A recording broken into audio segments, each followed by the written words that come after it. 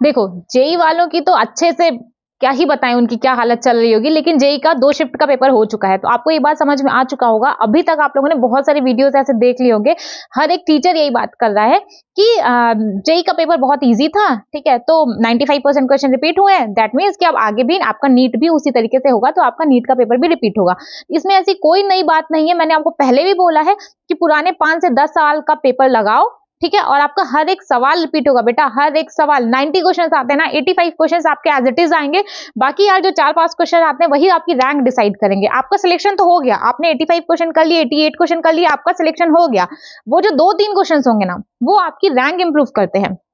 तो ऐसा कोई नई बात नहीं है कि जेई का पेपर था उसमें क्वेश्चंस रिपीट हो गए हैं तो आपके नीट में भी होंगे। बहुत अच्छी बात है, जेई का पेपर इजी आ रहा है उन जेई के बच्चों का भला हो रहा है, लेकिन लेकिन लेकिन आप बिल्कुल भी मत डरो। देखो, अगर आप पढ़ाई करोगे ना, सिंपल सा फंडा है, अगर आप पढ़ोगे तो पेपर बहुत इजी है, बहुत इजी है, ठीक, हलवा है। अगर आप नहीं पढ़ोगे तो वही पेपर, वही चीजें आपकी टफ होंगी, क्योंकि अगर आप नहीं पढ़े होगे, आपका कॉन्सेप्ट प्रॉपर क्लियर नहीं होगा ना, तो देखो क्वेश्चंस कैसे गलत होते हैं। मान लीजिए आपने कोई भी एक चैप्टर पढ़ लिया, मान लीजिए आपने ब्रीदिंग का चैप्टर कर लिया, उसको प्रॉपर रिवीजन नहीं दिया है, प्रॉपर क्वेश्चन प्रैक्टिस नहीं किया है, आपने एक बार पढ़ा फिर तुरंत चले गए एग्जामिनेशन हॉल में। कई बार आपके साथ ऐसा होता होगा ना कि आपने और कोई चैप्टर पढ़ लिया, उसके बाद आप उसको हॉल में चले गए पेपर देने के लिए, बट आपने क्वेश्चन प्रैक्टिस नहीं किया है। चैप्टर आपने पूरा पढ़ा, लेकिन फिर भी आप सिली मिस्टेक्स करके आओगे बेटा। इसलिए बोला जाता है कि जितना ज्यादा हो सके उतना क्वेश्चन प्रैक्टिस करिए, जितना ज्यादा हो सके उतनी बार रिवीजन करिए, है ना।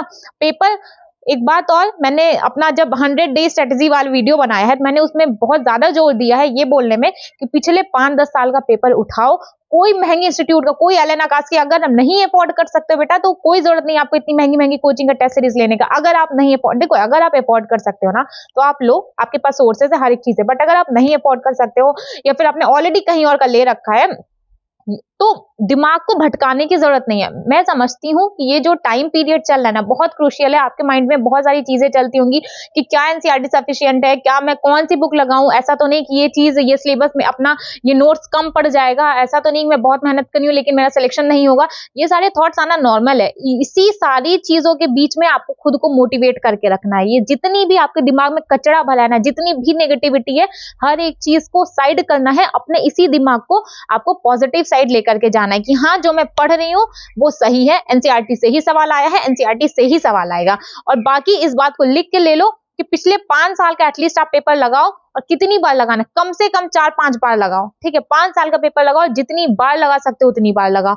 मैंने वीडियो में थोड़ा गलत बोल दिया था एक बार कि 5 साल का पेपर लगाओगे तो आपका 8 साल का पेपर होगा, बट अगर आप 5 साल का क्वेश्चन पेपर लगाते हो ना, तो आप समझो कि वो 5 पेपर नहीं, वो आपके टोटल 20 क्वेश्चन तैयार, सॉरी 20 पेपर्स आप तैयार करो। कैसे? एक बार आपको एक क्वेश्चन का एक ऑप्शन करेक्ट है, आप वो टिक करो, बाकी 3 गलत क्यों है उस पे ध्यान दो।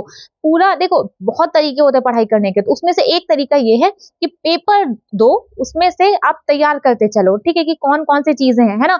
इस तरीके से आपका रिवीजन होता रहेगा, आपका कॉन्सेप्ट क्लियर होता रहेगा, आपको समझ आएगा कि किस तरीके से क्वेश्चन पूछा जाता है।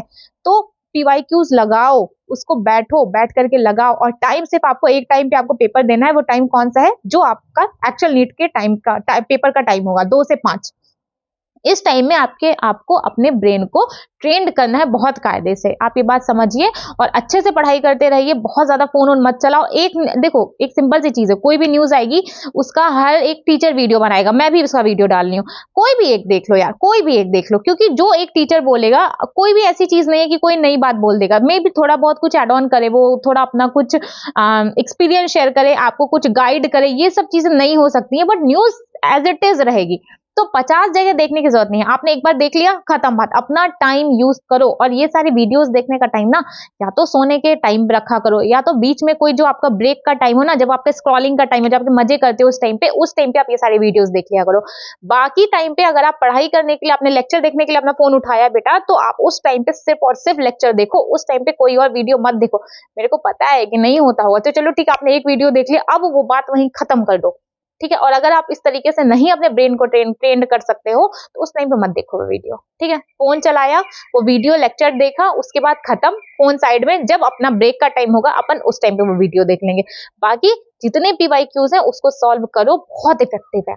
है ना। कोई कोई टेस्ट सीरीज, किसी बड़े से बड़े कोचिंग की टेस्ट सीरीज आपके पुराने पेपर से अच्छी हो ही नहीं सकती, हो ही नहीं सकती बेटा, क्योंकि वो पूरे साल पेपर किस लिए ले रहे हैं, ताकि वो आपके नीट एक पेपर को तैयारी करा सके, उस एक पेपर की। तो बेहतर क्या है, आप उसी एक पेपर को उठाओ और जितनी बार लगा सकते हो उतनी बार लगाओ। पिछले 5-10 साल का पेपर लगाओ, 10 साल का नहीं लगा सकते तो 5 साल का पेपर उठाओ, जितनी बार लगा सकते हो उतनी बार लगाओ। कैसे आपका सिलेक्शन नहीं हुआ? देखो, एक दिन में कुछ नहीं बदलता, लेकिन एक दिन जरूर बदल जाता है।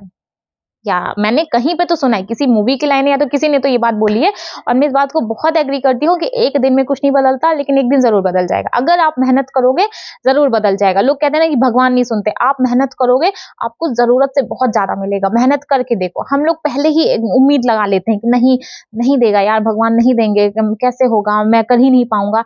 खुद को मोटिवेट रखो, खुद के ऊपर भरोसा रखो। हर एक चीज होती है, हर एक चीज पॉसिबल है, हर एक चीज होती है, ठीक। और आपसे भी हो जाएगी और आप भी सेलेक्ट होके बहुत अच्छे से कॉलेज में जाओगे, ठीक है। सिर्फ पढ़ाई करते रहिए। ओके, चलो, थैंक यू।